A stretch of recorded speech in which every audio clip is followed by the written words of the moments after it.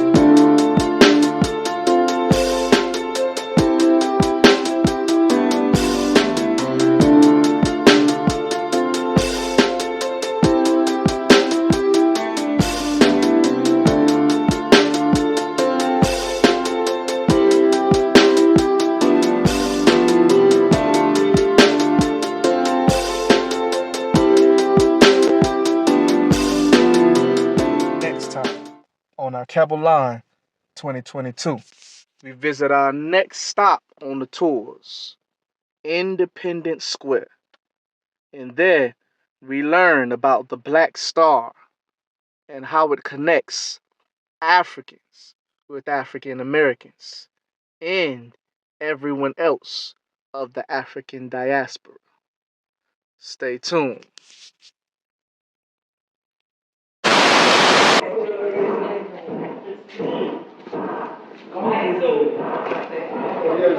Take a deep breath. The middle bend again, and the last one. Okay.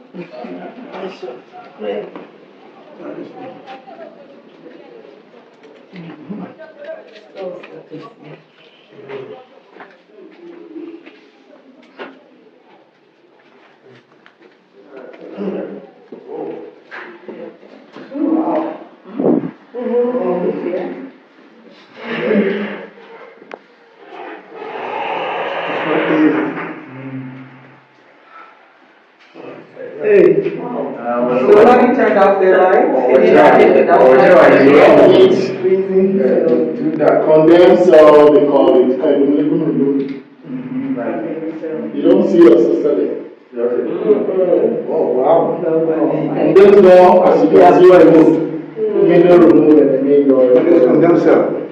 No full water light to goods or individual houses. This is why they call it condenser. Wow. You see?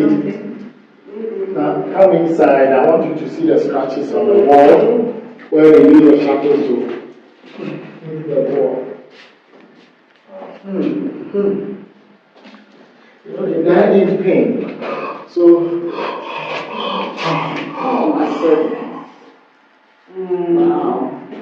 wow. Boom. It's supposed to be smooth as this all over. But here we have a pocket of scratches. How many people will be in here? About 1, 2, 4, 3. So depending upon the number of people we get at a given time. And for how long will you be in here? Until you drop dead, my dear sister. What? Oh, no food, no nothing. Section. Same number over there. Sometimes children were held outside. Yes, there were children involved.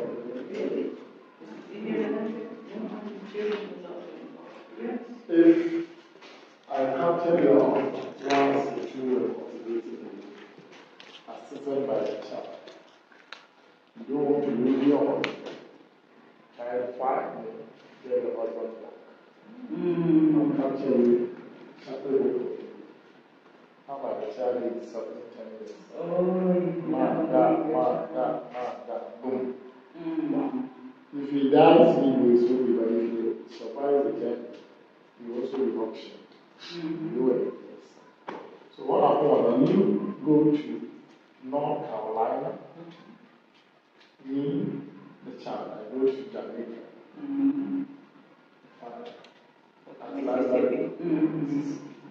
Mississippi. Separation.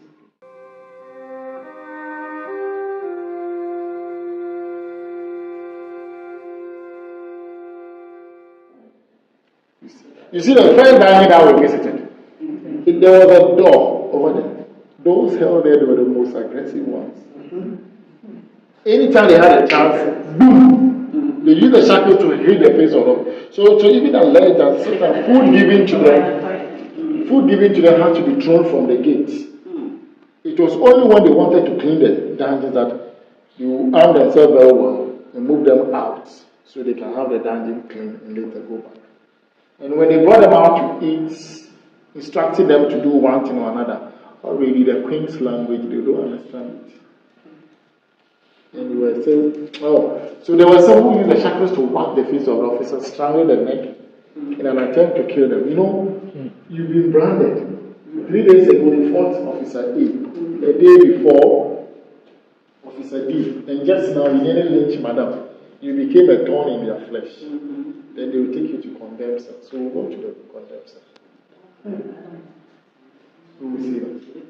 And those of our brothers, the freedom fighters, always fighting for their freedom over here in other dungeons, mostly were taken to Jamaica. And then Marcus Garvey, Luther King, I can link them to Kwame Nkrumah, Nelson Mandela, those. These people always fight, not for themselves, but for the masses. Exactly. That's what they do. So, it's that's how we're brought up. We are no nonsense people. We'll fight you if you try to take our right hand.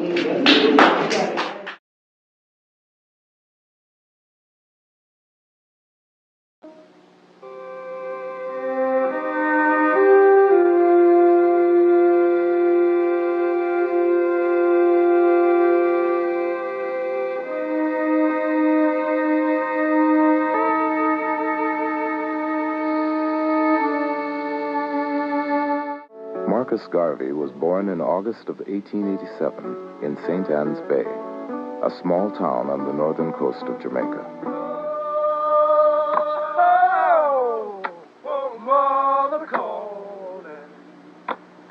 In 1910, 23-year-old Marcus Garvey set out on a journey through Central America. Supporting himself as a journalist and laborer, Garvey saw black workers harvesting plantations, loading ships, and building the Panama Canal.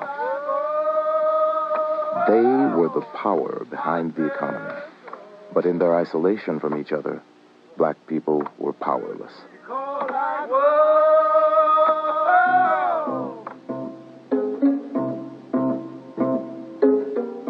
In 1914, he came upon the book that would change his life.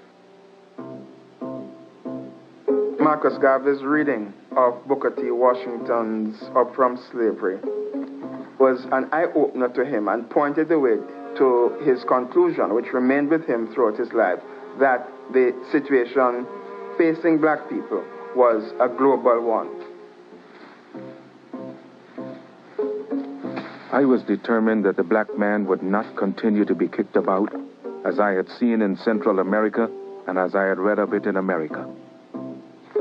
Where is the black man's government? Where is his king and his kingdom? Where is his president, his country, his men of big affairs? I could not find them. And then I declared, I will help to make them. My brain was afire. As he sailed for home, Garvey's grand vision for himself and for the world clicked into place. He would unify black people scattered across the globe, and he would be their leader. His ideas would find new life in America. With renewed confidence in his power to move an audience, Garvey set out for a year-long tour of 38 states. His mission was still to raise money for a vocational school in Jamaica. But along the way, Garvey got a first-hand look at the contradiction of race in America, the stunning potential of the most affluent black population in the world, alongside the degradation of Jim Crow and the horrors of lynching.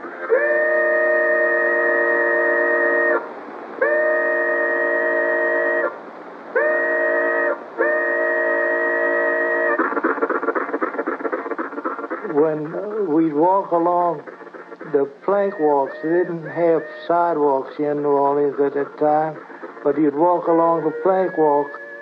But if a white person came along, no matter who it was, a white child, a white man, a white woman, if they came along, you had to get off the plank walk and stand in the mud until they passed. You was oppressed and depressed and disgusted that you were born in the wrong race of people because of your color. Whatever was left, that's what you got. Only what was left. And we were at the lowest ebb at that time. The black people was.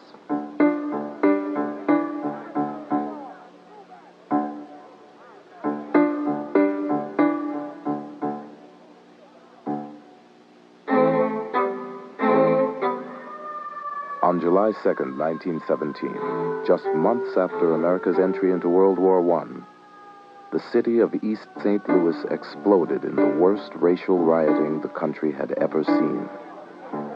39 whites and hundreds of African Americans were killed.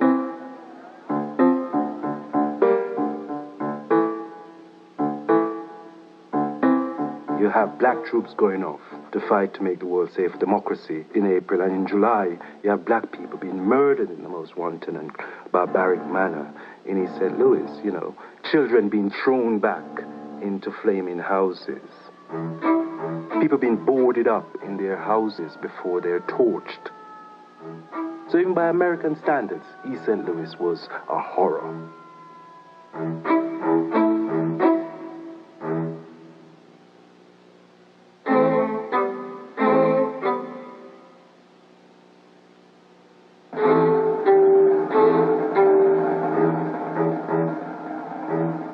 W.E.B. Du Bois, leader of the NAACP and supporter of integration, led a silent march in response to the massacre. But to Garvey, this was no time for silence. It was time for black people to get together and fight back. He spoke out at an emergency meeting in Harlem. The whole thing, my friends, is a bloody farce. That the police and soldiers did nothing to stem the murder thirst of the mob is conclusive proof of conspiracy on the part of the civil authorities to condone the acts of the white mob against Negroes. White people are taking advantage of black men today because black men all over the world are disunited.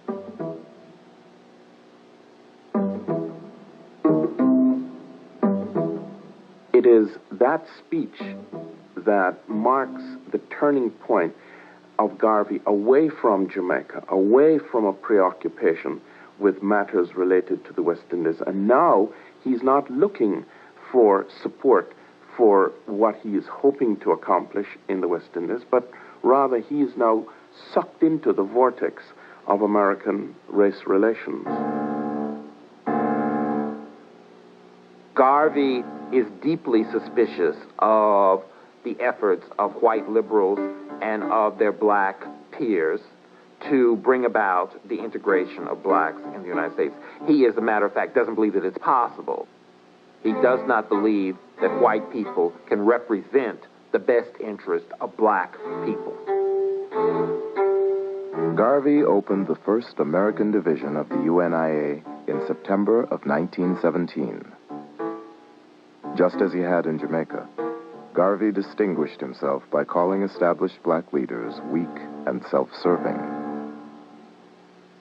Even though I had a great deal of admiration for W.B. Du Bois and A. Philip Randolph and other black leaders of the time, I thought that their approach to our problems was too doggone tame, and that we needed to to have that attitude of Marcus Garvey, that stand up on your feet and be ready to defend your manhood at all times. And all of a sudden, this golden voice from the Caribbean came and stood on the corners in Harlem and began to talk about self-esteem, holding up your backbone, no wishbones. And Mr. Garvey gave them hope that there was a dream for black people. Garvey told black Americans that their history did not begin with slavery. Africa's glorious past was also theirs to claim, he said, and people who had once done great things could do them again. Garvey's message was revolutionary because at that time, it told black people that they had to unite. They had to come together as one and believe in their roots, that they came from something greater than they were told. To begin with, Africa was called the Dark Continent. And the pictures that we got of Africa in those days were cannibals running around in the jungles, putting people in pots. Garvey changed all of that. I am the equal of any white man.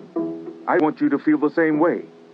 We have come now to the turning point of the Negro, where we have changed from the old cringing weakling and transformed into full-grown men demanding our portion as men.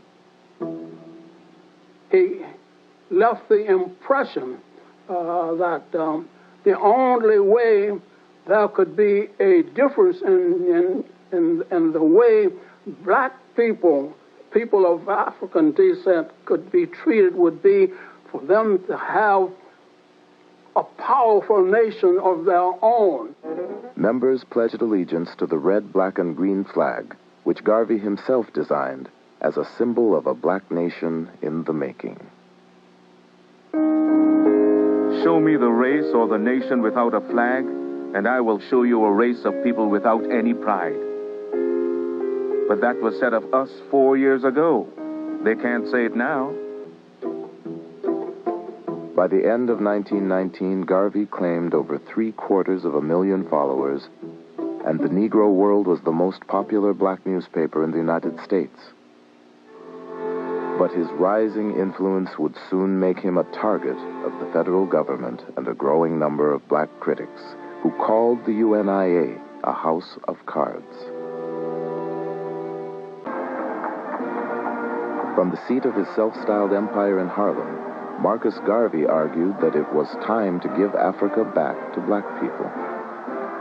Some said it was a ridiculous fantasy, but Garvey's slogan, Africa for the Africans, reverberated around the world as his movement spread through the colonies.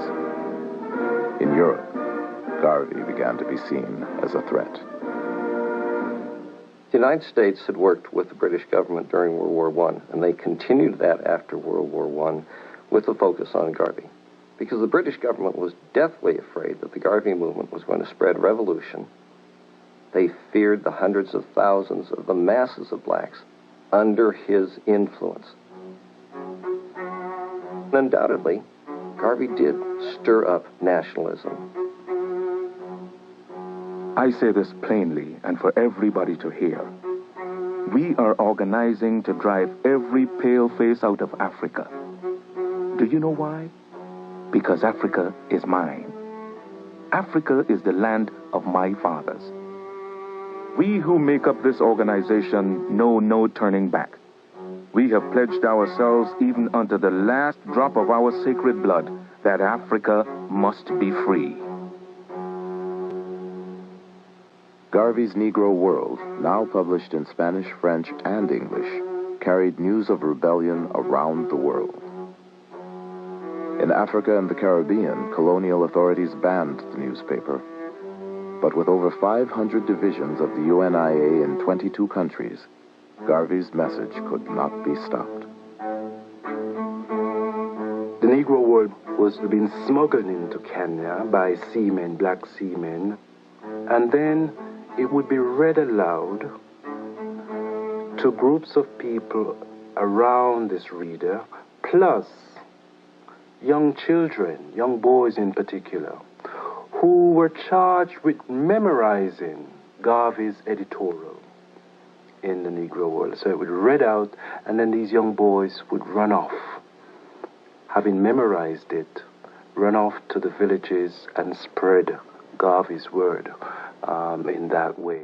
Get on board, countryman, get on board, lazy none, get on board, countryman, wine home on the Black Star Line, wine home on the Black Star Line. The idea comes to Garvey that black people need a shipping line.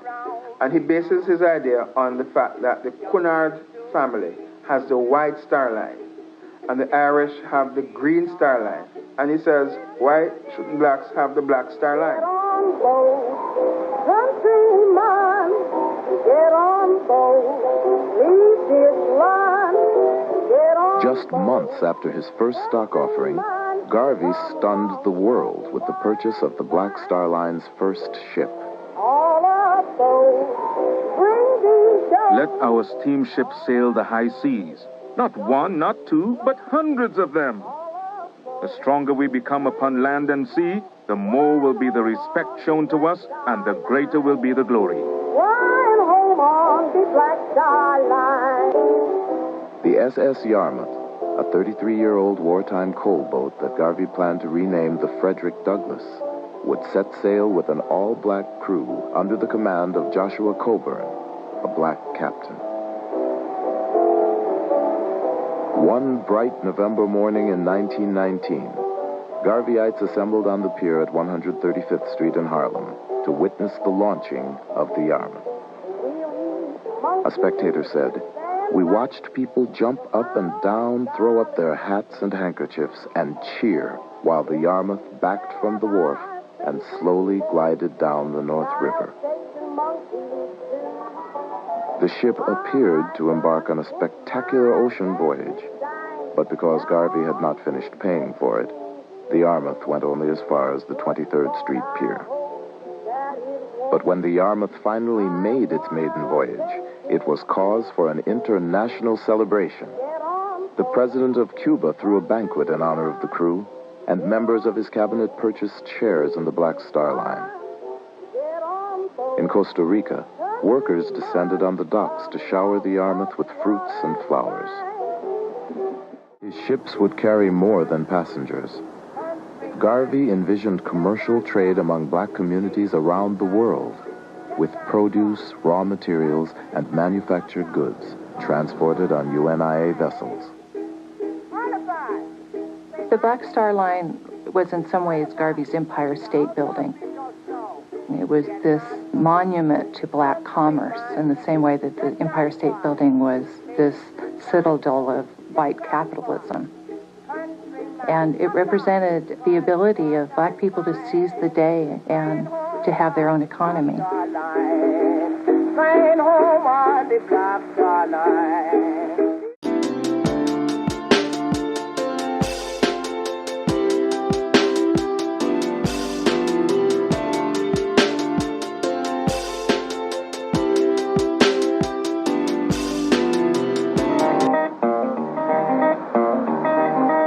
August 1st, 1920, thousands of UNIA delegates from 25 countries assembled at Liberty Hall and Madison Square Garden.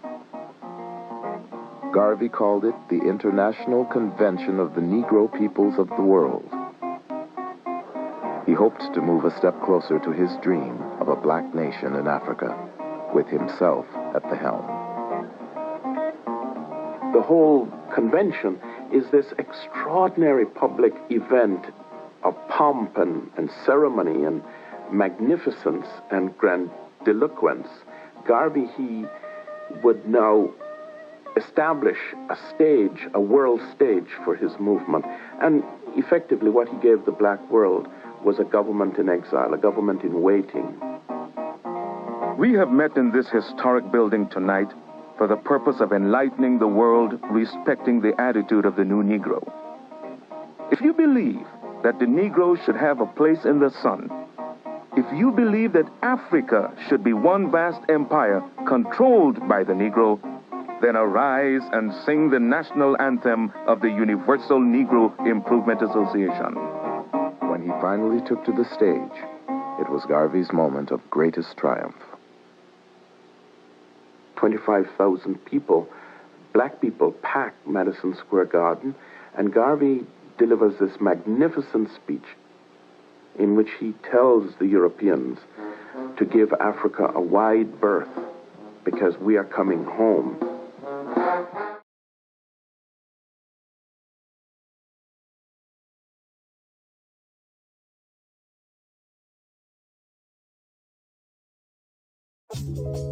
Okay, so look, I was admittedly confused the first time I learned about Marcus Garvey. Why? Because in our history books, we were taught that black people got set free from slavery by Abraham Lincoln, and then the next thing we heard after black people got set free by Abraham Lincoln was black people were fighting for integration. Okay, and that's what we were taught. That's the history we was taught in the bullshit schools. Okay, where we come from. All right, and I say BS because in the time of black people getting free from slavery and black people fighting for integration, okay, and desegregation, that's 100 years of history missing. 100 years of history completely and totally missing. Okay, so when I study the time of Marcus Garvey and I see this black millionaire buying shipping companies and not one boat, not two boat, but actually was in the process of purchasing his third boat by the time the FBI shut him down, and he made all of these purchases off donations from different black communities. I'm like, hey, where is all this money coming from? And how come I never heard of this millionaire black man traveling all around America in the 1900s?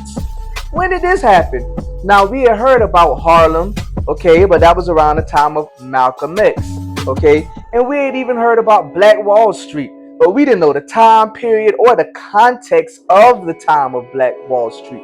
But there was an umbrella term that we had never fully delved into in our school, and that was the Jim Crow laws in the Reconstruction era.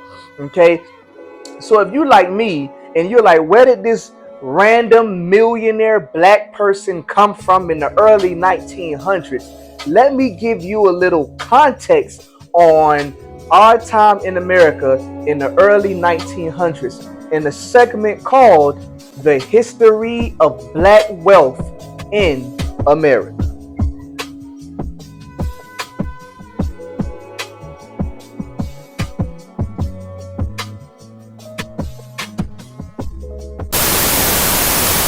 Well, there was an individual in this community who handled about 75% of all the rental property in Overtown area. His name was Luther Brooks. And Luther Brooks came to us to tell us about what some of the plans were for Overtown and the black community. And he brought his maps and everything and showed us, this was about 1959, 1960, how the only way downtown Miami could expand was to expand into what was then known as the Overtown area, a black community. One of the major changes would be the construction of this interstate highway system, which would displace many homeowners. So they came out and talked to all of the property owners and told them by eminent domain, this property is needed to build this expressway. You know, growth is coming on, and sometimes some people lose, and invariably it's blacks that lose.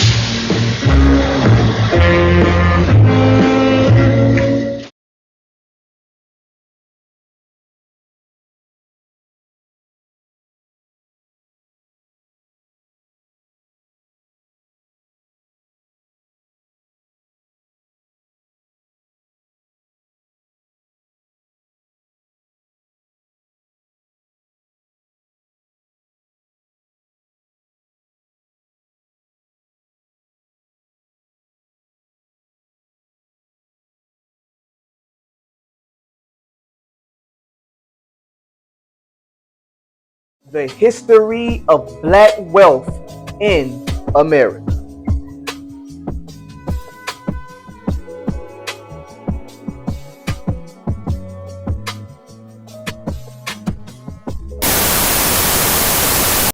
This place here is full of history. Little Rock's 9th Street, also known as the end of the line and Little Harlem. It's just, wow. Through the eyes of someone who lived, ate, walked, and breathed here, Emmett White remembers it all. Black tailors, you know, everybody down here were black. It was a black business, you know. The early 1900s, probably until about the 1960s, 70s, I guess you would say, are the peak times. Tamika Lee and Chris Hancock work at the Mosaic Templars Cultural Center, one of the last two bookends of the historic street remaining. People of all, races, creeds, religious backgrounds flocked to this area because the restaurants were great, the clubs were great. It was a cultural center for really the entire city. As you walk along 9th Street, you can see most of these buildings are no longer in use, but these blocks are still filled with dozens of memories. Carrie McCoy takes us inside Taborian Hall and on a tour of the other bookend. Here is the Dreamland Ballroom. Decades ago, these seats were filled with people who came miles away to hear some of the greatest performers in American musical history. Performers like the Queen of Jazz, Ella Fitzgerald, Nat King Cole, and Louis Satchmo Armstrong. Now, paint chips away, but the spotlights still shine on the stage where the greats once performed. It just kind of, keeps that sense of pride going to know this is what 9th Street was, this is what Little Rock had to offer.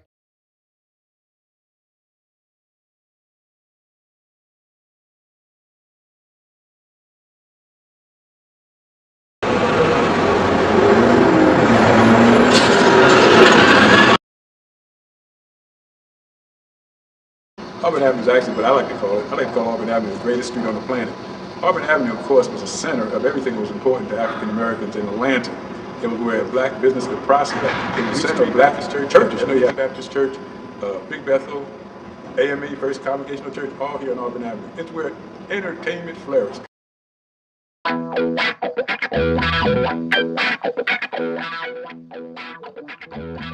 Many great artists got their start on Auburn Avenue. Artists like Usher, Inga Reed, Outkast, Raven Simone. James Brown performed on Auburn Avenue. And back in the day, folks like Sam Cooke, Gladys Knight. It's where black business is Auburn Avenue.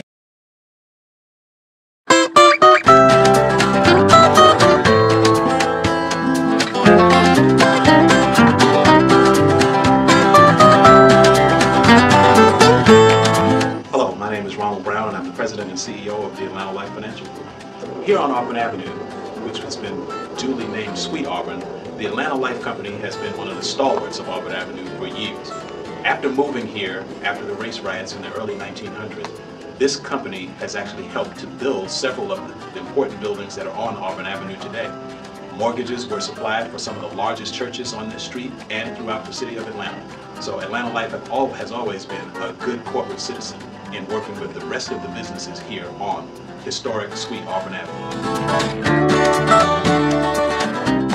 And actually what created Auburn Avenue was the fact that African Americans, black folks, could not participate in the mainstream. And they were oppressed and they were denied. But despite that, they created what Fortune magazine calls the richest Negro street in the world.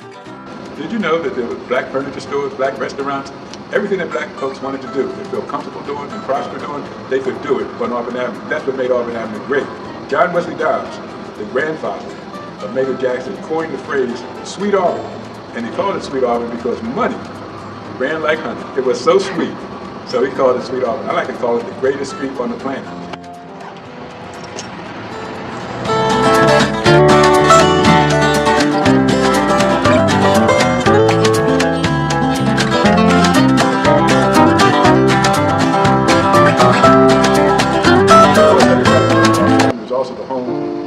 Center, the National Park Service, is the place where Dr. King grew up, where he preached, and also where he's buried. And all that is very significant to Auburn Avenue.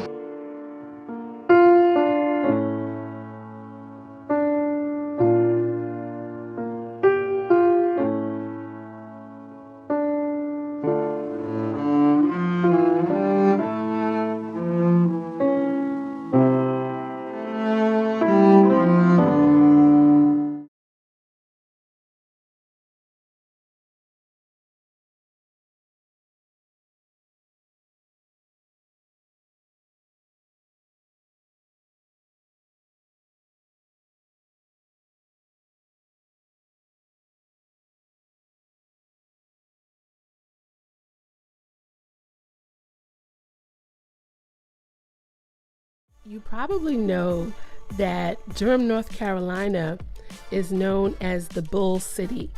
The city's name traces back to Bull Durham tobacco. But did you know that the Bull City was also the site of two distinct Black Wall Streets? Of the two sites of Black business excellence, the Hayti District is my first stop. The Hayti District, also known as the Black capital of the South among Black leaders in Durham, North Carolina, became a successful Black community soon after African Americans migrated to the city to work in tobacco factories in the local area of Fayetteville Road. In its prime from the 1880s to the 1940s, the district was one of the most successful Black communities in the country. In fact, it was one of the first all African American communities to be fully self-sufficient based on the diverse educational and religious institutions as well as business enterprises that anchored Hayti.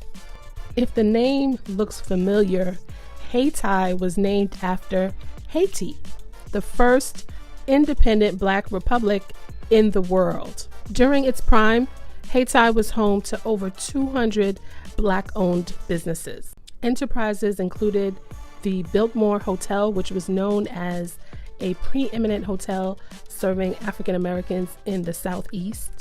For entertainment, one could head to the Regal Theater and watch Cab Calloway, Count Basie, and Duke Ellington perform. Hayti was also home to Lincoln Hospital, which as a medical institution was known to have pioneered comprehensive treatments that in turn reduced morbidity and mortality among Black Durhamites. Hayti is also home to North Carolina Central, which is a public HBCU. Notable alumni include Maynard Jackson, the 45th mayor of Atlanta, and the famous actress Kim Coles. Hayti was also home to the Carolina Times, which, when founded in 1921, it was the only newspaper for the city's Black residents.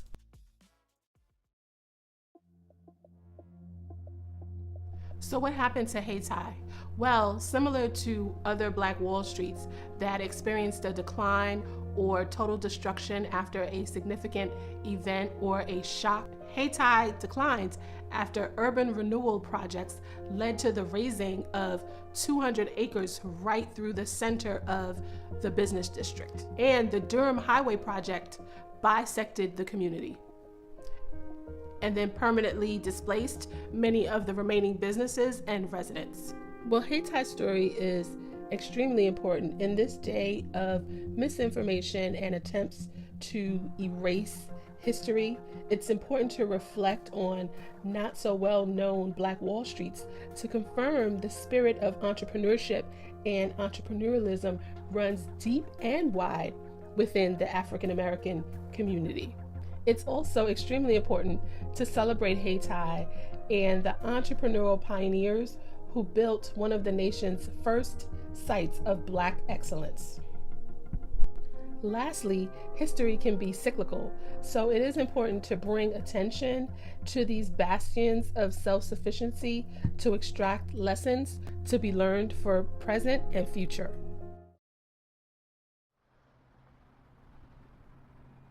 Bronzeville is both a place and a spirit of the sons and daughters of the Great Migration to this northern city, who came up by way of New Orleans, up through Memphis, up through Chicago, up to Chicago, seeking the promised land, and were literally restricted by legal restricted covenants imposed by people associated with the University of Chicago who wanted to contain that mass migration in a narrow band of land, 3.5 miles by 1.5 miles wide, that came to be known as Bronzeville, or i.e. Black Metropolis.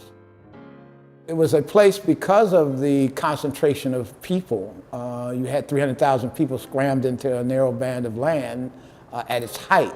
So you had people in kitchenettes and piled on top of one another, commerce everywhere, restaurants, clubs, businesses, etc., buoyed by and supported by the numbers racket, right?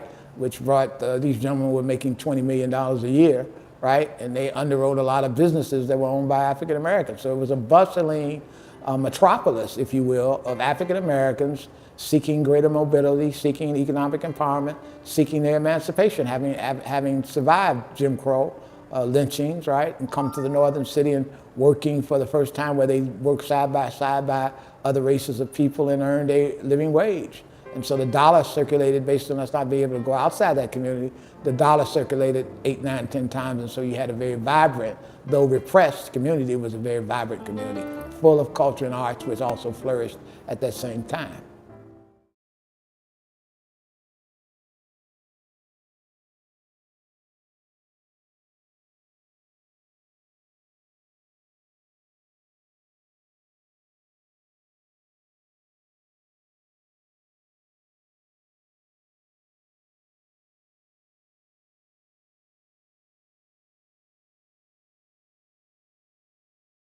But there are also other black cities that were destroyed that are less famous than Tulsa.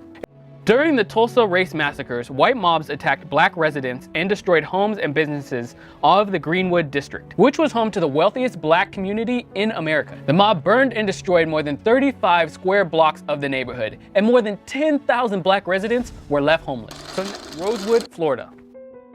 Rosewood is a community in Levy County, Florida, where a black community once presided.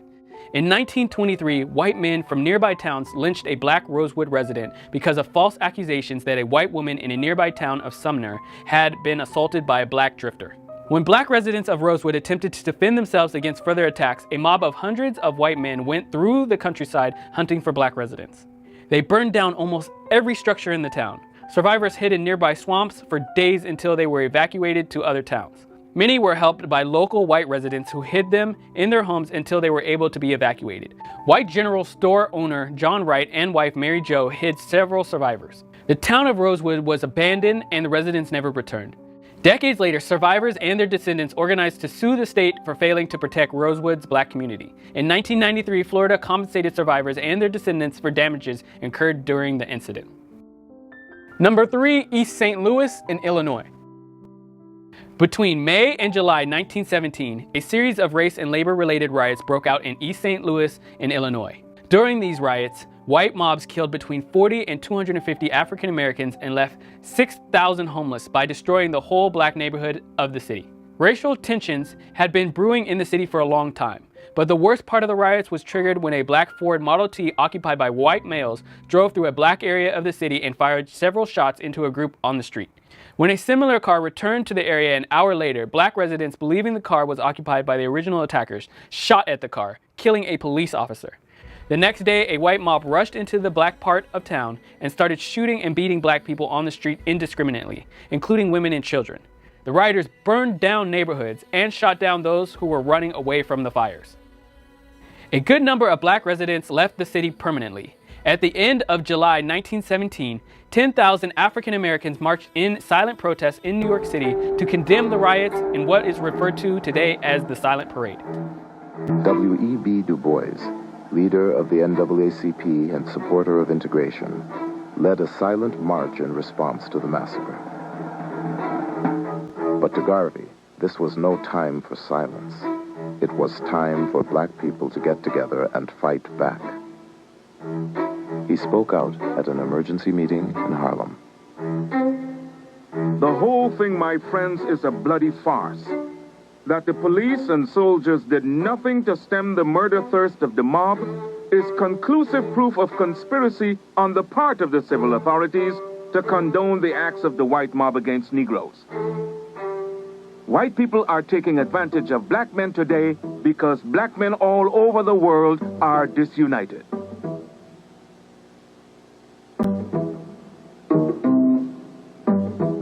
Ocoee, Florida. On November 2nd, 1920, Election Day, a white mob terrorized a black resident of northern Ocoee, Florida over the right to vote. For a full year before Election Day, several black organizations were conducting voter registration drives across Florida and in Ocoee. One of the men working on the voter drive was a wealthy black farmer by the name of Mose Norman. When Norman showed up to vote, he was harassed and run off by white mobs twice. When they showed up at Norman's friend's house to arrest him, the friend, Julius Perry, attempted to drive away the mob that was trying to break into his house with gunshots. 2 white men were killed and 1 wounded. A much bigger mob then marched on the whole black community, destroying homes and businesses. They later killed Julius Perry and hanged his body from a light post in Orlando.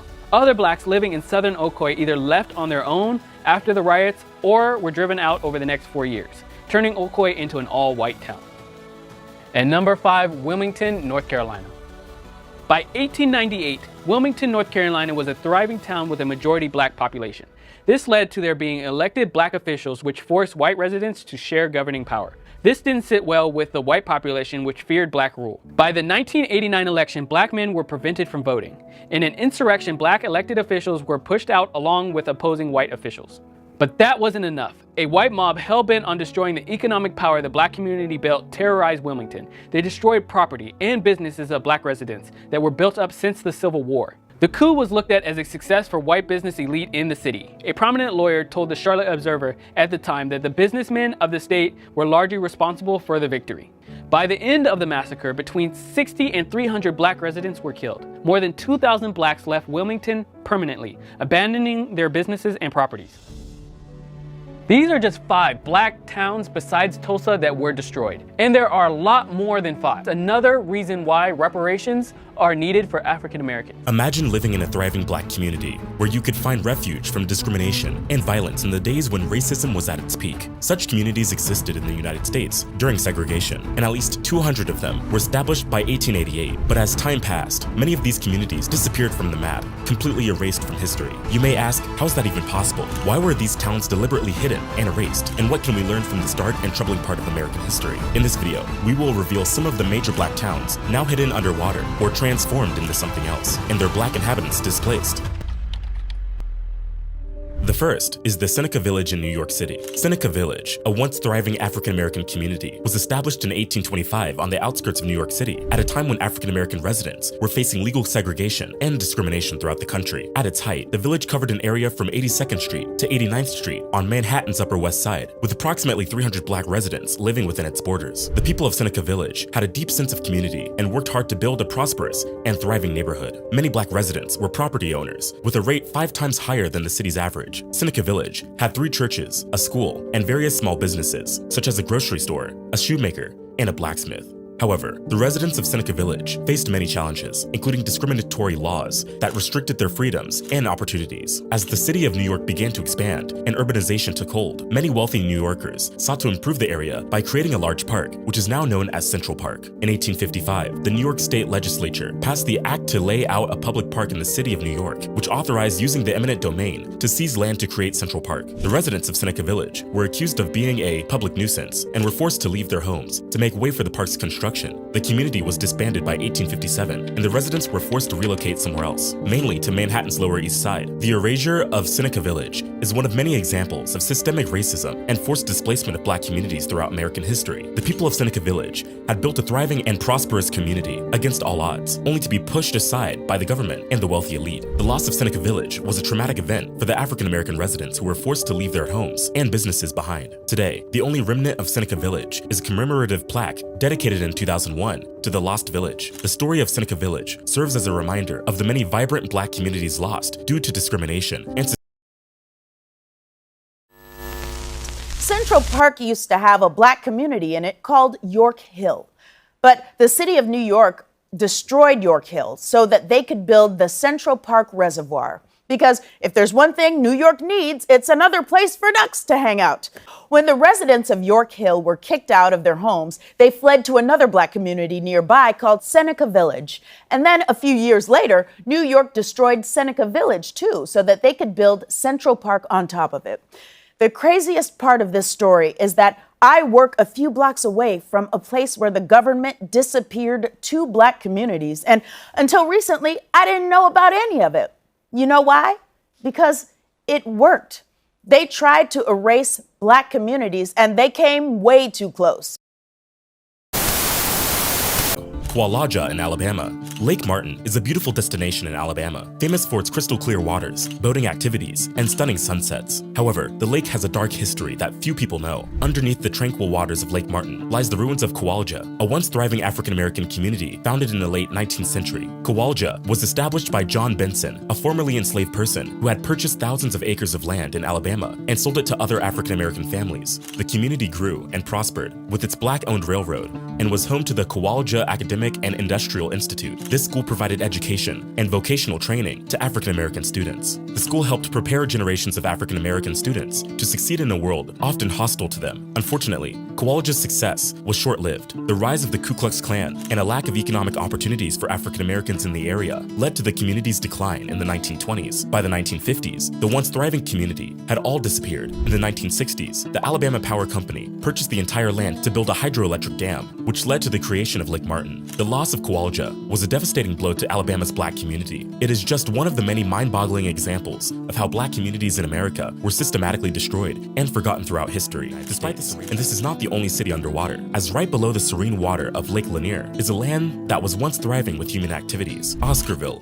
in Georgia. Lake Lanier in Georgia is a popular destination for weekend getaways, attracting visitors with its abundant fishing, boating, and other recreational activities. The lake spans over 38,000 acres and has over 692 miles of shoreline. It is located in the northern part of Georgia and serves as a major source of water supply for the city of Atlanta. However, what many people don't know is that the lake has a dark past. It sits on top of the ruins of Oscarville, a thriving African-American community that was destroyed as far back as 1912. Oscarville was a small black community located in the northeastern part of Forsyth County, Georgia. The community was established in the late 1800s and was home to over 100 black families. The residents of Oscarville were hardworking farmers, carpenters, and other tradespeople who were able to establish a self-sufficient community despite the oppressive Jim Crow laws at the time. In September, 2 alleged assaults against white women were reported in the county. 2 black men were arrested, along with 4 accomplices. Shortly after, the body of a white resident was found, and several black residents were named as suspects. To provide safety, 1 suspect was transferred, but a mob of angry white residents gathered outside the jail. They seized and beat another suspect to death before hanging him in the town square. After the trials and executions, a group of white men, known as Night Riders, began a campaign of terror against the black residents of Oscarville. They burned homes, churches, and schools, forcing black families to flee the area. More than 1,000 residents were displaced in the aftermath of the violence. The land where Oscarville once stood was eventually purchased by the Army Corps of Engineers, who built Lake Lanier on top of the remains of the destroyed community. The construction of the lake began in the 1950s and was completed in the 1960s. The lake is now a popular destination for recreation and serves as a major source of hydroelectric power for the region. Today, there are reports of eerie occurrences and ghost sightings around the lake, adding to its already haunting history. Many visitors to the lake have reported seeing strange lights, hearing ghostly voices, and feeling a sense of unease in certain areas. Some believe that the ghosts of the former residents of Oscarville are still present at the lake,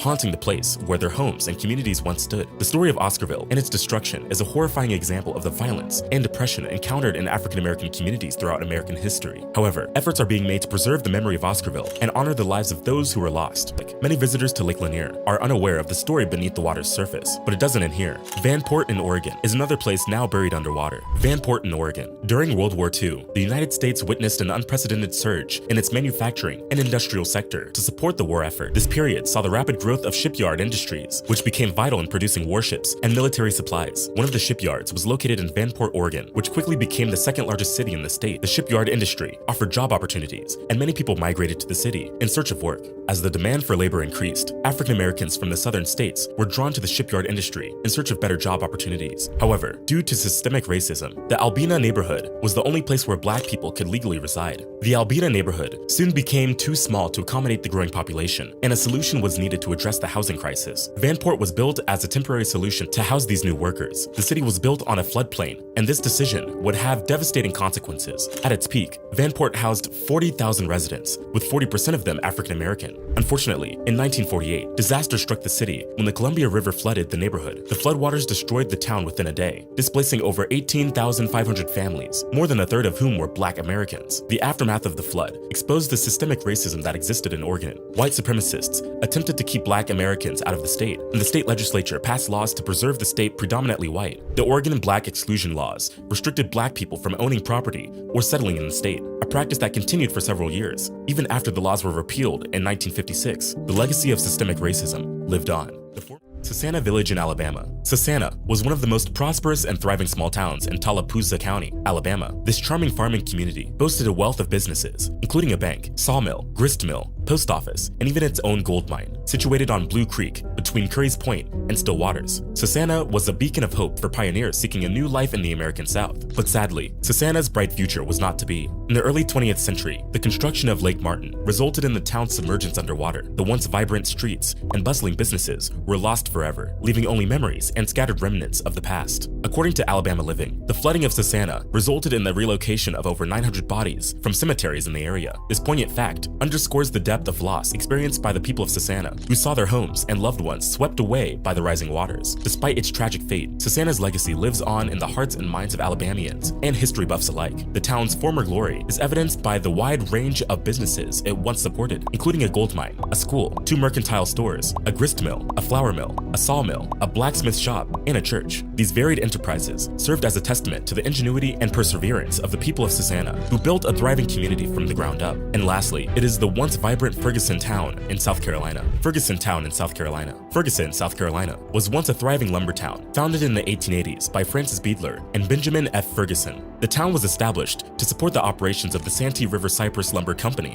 which was responsible for harvesting old-growth timber from the Blackwater River wetlands in central South Carolina. The firm owned and controlled over 165,000 acres of land, mainly of bald cypress timber. The founders of the Santee River Cypress Lumber Company were both northern lumbermen from Chicago who saw an opportunity to capitalize on the rich timber resources of the South. They purchased large tracts of land and built a sawmill and a kiln to process the timber into finished products, such as railroad ties and lumber. Ferguson was constructed to house the workers operating the sawmill and other facilities. To attract workers to the town, Beadler and Ferguson invested in the infrastructure of the new village. They built paved streets, provided indoor plumbing, and installed street lighting with coal gas. The company town system was used to exploit workers, who were paid in an untransferable currency that could only be used at the company store. The town's workers and their families depended entirely on the company for their livelihoods, as there were no other sources of employment in the area. Despite exploiting workers, the town of Ferguson thrived for several decades. The sawmills cut wood, and the kiln produced treated wood products, including creosote-infused railroad ties. The post office began operations in 1890, and the town had several businesses, including a bank, a hotel, and a general store. The town's residents had access to various services and amenities, such as a school, a church, and a library. However, the Santee Cypress Company shut down its Ferguson operations in 1915, which led to the town's decline. Workers were laid off, and the post office shut down in 1917. Ferguson became a ghost town, abandoned and forgotten.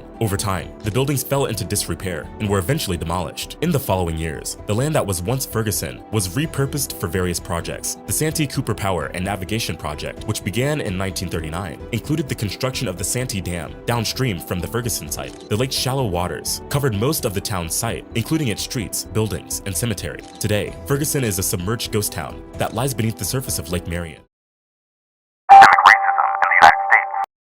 Now there are people doing the research, so we are finally learning about places like Henry and McKee Islands, which is now located under Lake Guntersville in Alabama, and Vanport, Oregon, which is now located under Delta Park.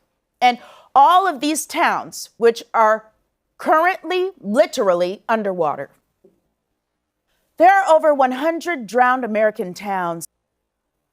Even though I had a great deal of admiration for W.B. Du Bois and A. Philip Randolph and other black leaders of the time, I thought that their approach to our problems was too doggone tame, and that we needed to have that attitude of Marcus Garvey, that stand up on your feet and be ready to defend your manhood at all times.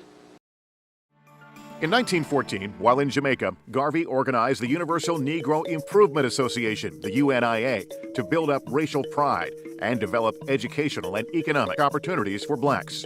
He had these high aspirations for building this universal, this worldwide organization to empower people of African descent. 2 years later, Garvey came to the United States and established the UNIA in New York City's Harlem. There were at least 700 chapters of the UNIA in the United States by 1921 through 1924. And of the members working for the UNIA, 2 of these Garveyites will become the parents of Malcolm X.